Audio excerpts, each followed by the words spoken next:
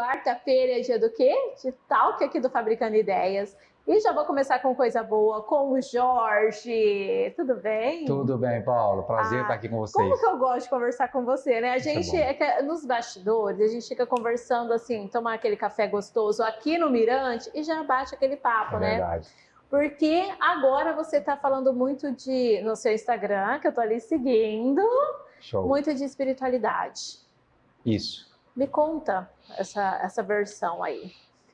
Paulo, como é que surgiu isso, né? Eu sempre trabalhei, de uns anos para cá, eu comecei a trabalhar já há 10, 12 anos, principalmente, com treinamentos comportamentais especificamente, né? Trabalho com educação desde muito jovem. E o que aconteceu comigo? Eu sempre falo que eu sou o avatar transformado, né? Porque eu vim de envolver-me muito com a inteligência intelectual, né? Conteúdo. Eu cresci sendo pressionado, na verdade, nisso, né? Adquirir conhecimento. E chegou um momento da minha vida que eu vi que havia um gap, havia um buraco ali. E aí eu fui buscar a inteligência emocional, né, que é exatamente buscando esse equilíbrio. Enquanto o intelectual me traz muito conteúdo racional, a inteligência emocional me colocou no equilíbrio de saber utilizar isso de forma correta, né, de tudo aquilo que eu tinha de conhecimento e de aprender a me relacionar com o próximo. Quem tem muito conhecimento intelectual acaba se afastando das relações, né? É um mundo um pouco solitário. E o que acontece? Depois disso, eu comecei a entender o seguinte: bem, ok, hoje eu tenho bastante conhecimento intelectual, hoje eu entendo o que é inteligência emocional, isso é uma jornada contínua no dia a dia, e o que talvez falta mais naquilo que eu me relaciono com o outro, que as pessoas trazem para mim nos meus treinamentos, comportamentos, e eu comecei a estudar algo que também tem a ver com a minha história, sobre a questão da espiritualidade.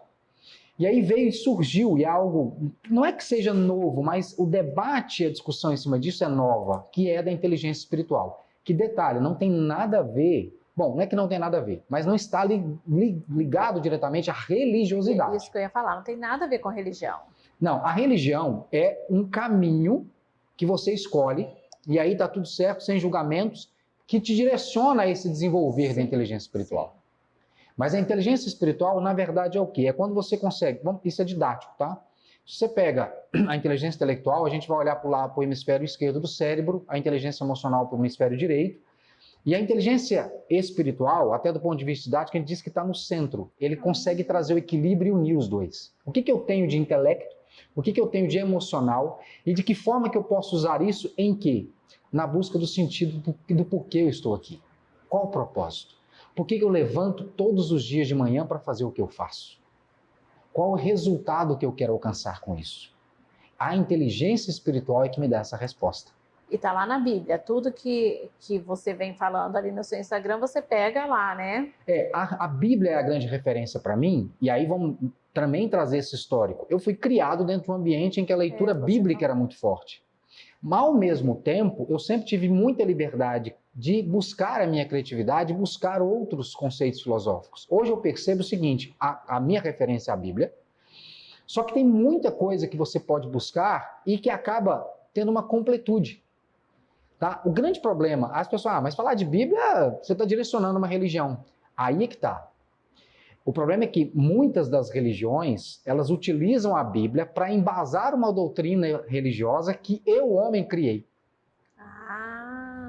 Eu coloco e interpreto a Bíblia de acordo com os meus interesses para se encaixar na minha doutrina, sendo que o certo é o quanto eu construo a minha doutrina e os meus propósitos e os meus comportamentos baseado na real mensagem que a Bíblia me traz. A Bíblia é muito rica. Às vezes, lendo ali, não faz o que está ali, faz Exatamente. o que eu acho que deve Exatamente. fazer. As pessoas querem encaixar o texto bíblico na sua doutrina e não o contrário. A Bíblia, na verdade, ela é um guia para um estilo de vida. E ela tem resposta para tudo. É impressionante a riqueza que ela tem. Agora, as pessoas muitas vezes não sabem manusear, ou são manipuladas, ou são instigadas a manusear de forma errada. E você já leu a Bíblia quantas vezes mesmo? 37 vezes em 6 idiomas diferentes, de forma sistemática.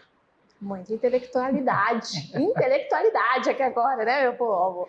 Mas aí foi exatamente nesse percurso que eu comecei a buscar qual o sentido que existe lá. Qual é, de fato, a mensagem que ela quer me passar. E muitas pessoas hoje me procuram exatamente nisso. Falei, Jorge, eu trabalho. Algumas pessoas chegam para mim e falam assim: olha, o que eu faço me dá prazer, me dá alegria, mas tem algo, parece que não sei, eu estou me sentindo vazio. Aí é que tá. Vamos tentar simplificar da seguinte forma: aquilo que eu faço, por mais prazeroso que seja, ele tem que ter um sentido, ele tem que ter um porquê. Por que eu estou fazendo isso? E as pessoas não conseguem olhar ou se esquecem desse porquê. E as pessoas se prendem àquele trabalho. É por isso que hoje a gente está tendo tanto caso de angústia, de burnout. As pessoas workaholics fazem trabalho. Chega uma hora, angústia, estafa. Esgotamento mental, eu acho que é o pior que tem. Exatamente. Então, quais são os seus porquês? É sua família? É seu filho? É fazer o bem ao próximo?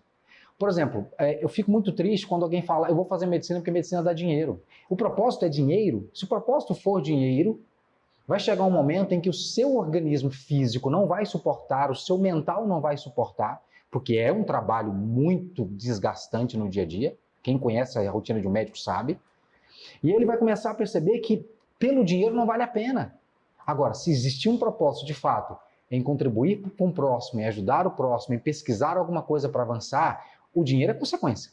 Evidente que é, e é necessário e é bom, mas a satisfação da realização é fantástica. Quando você faz algo em que você olha para o outro e percebe a satisfação no outro daquilo que você faz, é isso que você fala, não tem preço isso. Não tem preço. E isso é isso que trata a inteligência espiritual. E tem um caminho, eu gostei desse negócio de inteligência espiritual, como que eu começo? Isso, as suas mentorias, mas você vem trazendo muita informação ali diariamente, ali no seu Instagram, porque se você pegar os insights que a vida dá, e lá no Instagram do Jorge, você vai ver que ele posta ali, agora eu não posso fazer uma mentoria, né? Exato. Mas pega os insights que ele te dá ali, porque se você for, não é, Jorge? Exatamente. Você aprende muito. Como seguir? Vamos lá, quem quer desenvolver essa inteligência espiritual, primeiro entender o que é inteligência espiritual, basta trazer uma conexão consigo mesmo.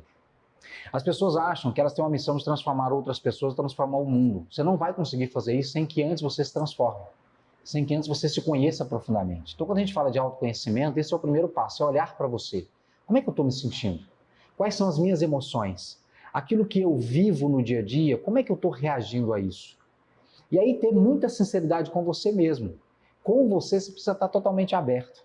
E disposto, inclusive, a entender quais são os seus gaps, o que está te fazendo sofrer, o que está te abalando tanto, o que não faz mais sentido para você.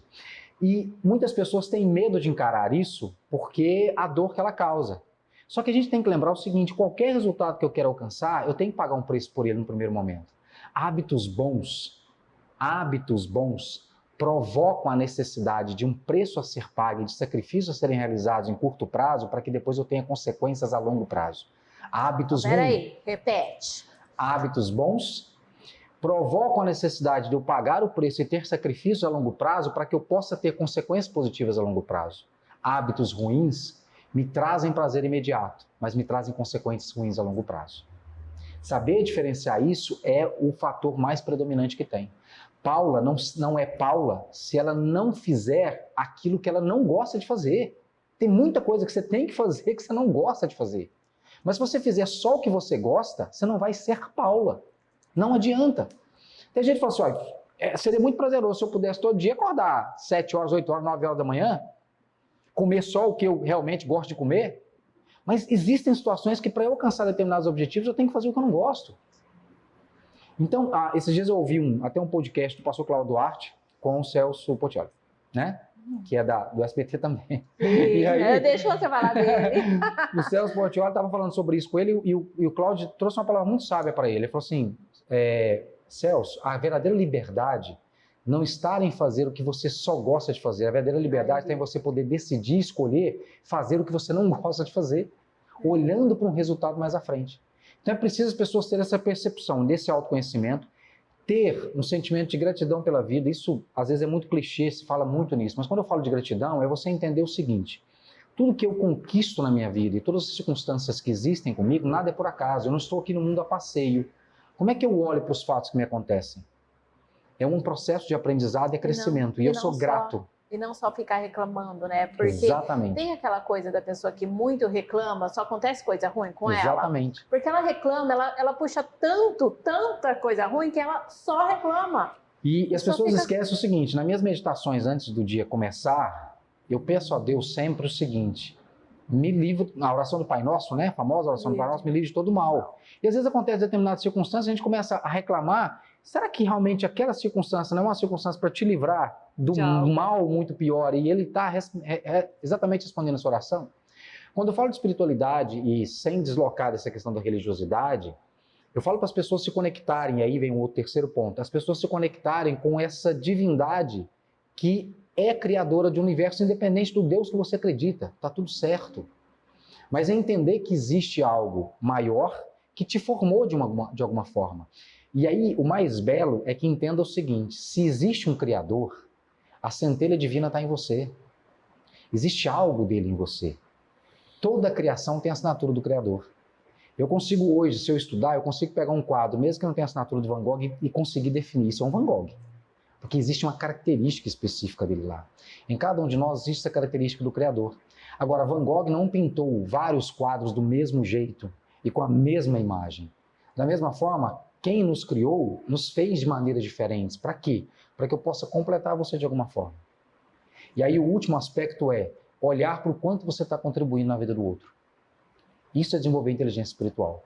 Porque no final das contas, quando você se entrega a essa doação, você percebe o propósito que você tem de crescer e contribuir. Porque eu falo sempre, quando as pessoas me perguntam qual é o meu propósito, o propósito de todos nós é um só, crescer e contribuir. A diferença está na maneira como você vai cumprir esse propósito. Por isso que alguns são médicos, outros são veterinários, outros são treinadores, outras são apresentadoras de TV. São missões diferentes para cumprir esse propósito na vida das pessoas e no meu crescimento pessoal. Nossa, eu tô aqui assim, muito conteúdo, né, gente? Se eu quero começar a ler a Bíblia hoje, tem um jeito certo? Não é que tem um jeito... No seu modo de pensar, né? Não é que tem um jeito certo. Muitas pessoas falam assim, eu gostaria muito de ler a Bíblia, mas eu canso, eu não entendo, vai ficando enfadonho e tal. E eu desenvolvi um método que para mim serviu muito, inclusive logo tem novidade, eu devo estar lançando exatamente algo nesse sentido. Olha só! Então fiquem de olho lá no Instagram, que a gente vai falar um pouco sobre isso. Mas, por exemplo, qual que é, na minha visão, todo o sentido da Bíblia? Todo o sentido da Bíblia é trazer a mensagem de um evangelho, tá? Aquela mensagem de Cristo que ele traz um estilo de vida na minha relação com o outro. Mahatma Gandhi, líder hindu, observe bem. Num discurso na ONU, ele disse o seguinte, se o mundo lesse, aprendesse e aplicasse o que Jesus ensinou no Sermão da Montanha, nós não precisaríamos de religião. Se você pega os capítulos 5, 6 e 7 de Mateus, que é a grande lance do Sermão da Montanha, você vai observar que Jesus ali traz regras para a minha convivência comigo mesmo, com o próximo e com Deus. Mateus 5, 6, 6 e 7. Então, eu sempre falo, começa dos evangelhos. E se você quiser começar com uma leitura suave, que traz um Jesus de amor, começa com o Evangelho de João, que é o quarto evangelho do Novo Testamento. Porque João escreve para as pessoas. As respostas estão ali. Estão ali. Ele apresenta exatamente esse Jesus de amor. Esse Jesus que se conecta comigo. Que legal. Que é o meu evangelho preferido. A partir daí você começa a entender mais todo o contexto bíblico, porque tudo acaba desembocando ali. E para a pessoa que não vai conseguir, o que você vai lançar aí? Já dá um spoiler. Vamos dar um spoiler rápido? Então é o seguinte, é exatamente um método simples, eficaz, de fazer com que a pessoa fique motivada a começar a leitura bíblica e dar um plano de leitura para ela. Perfeito. Porque onde ela pode encaixar no tempo, onde ela pode encaixar na rotina. E uma vez eu fui pesquisar na internet qual o jeito certo. Não tem nada nesse sentido. Na verdade não tem um jeito certo, mas tem um jeito mais fácil. E é isso que eu quero apresentar. Essa inteligência sua, você resume tudo ali pra gente, é muito bom. Organizar. Quando que você vai lançar? Conta pra gente. Em breve. Na semana que vem, nós vamos fazer 3 dias de lives. Tá. 27, 28 e 29, a partir das 19h30 no meu Instagram. Tá. E essas lives vão falar exatamente sobre a jornada do propósito. E nessas lives eu já começo a falar sobre esse produto que nós estamos desenvolvendo e logo vai estar no ar. Eu vou ser aluna lá, muito obrigada, adorei. Gratidão. Eu sempre aprendo muito com você. Esses dias a gente estava até comentando num café como que tá difícil a contratação de pessoas. E se a gente podia falar né? Você juntar aí os assuntos, a gente falar numa outra oportunidade. Que falta, porque emprego a gente vê que tem, mas às vezes tem pessoas que não estão aí empenhadas em trabalhar, e isso pode ficar para um outro assunto, mas o Jorge, ele sempre tem uma resposta, é muito bom. Se você quer fazer uma mentoria com o Jorge, entender um pouco mais do trabalho dele, vai estar a rede social dele aí embaixo. Você que tem empresa, tá tendo muito atrito aí? Leva o Jorge, ele vai dar um jeitinho, porque ele sabe colocar. Eu falo para a Alessandra, que é a minha assistente, eu falo que você sabe colocar a cabeça nossa no lugar. Amém. Que bom. Que isso é muito bom, que muito bom Fico poder ficar perto de você. Viu? Muito obrigada. Gratidão, Paulo. Ó, se você gostou, então corre lá, fica atenta aos cursos lá, aos treinamentos do Jorge. E vem aqui no Mirante Café tomar aquele café gostoso. O Jorge sempre tá por aqui, viu, gente? Vocês podem até vir, ó, marcar um cafezinho com ele aí, aqui no Mirante. Na IG Conceito, aqui São José do Rio Preto. E quero agradecer também o Café Ruiz estar aqui com a gente nesse episódio, viu? Fica ligadinho que quarta-feira que vem estamos de volta.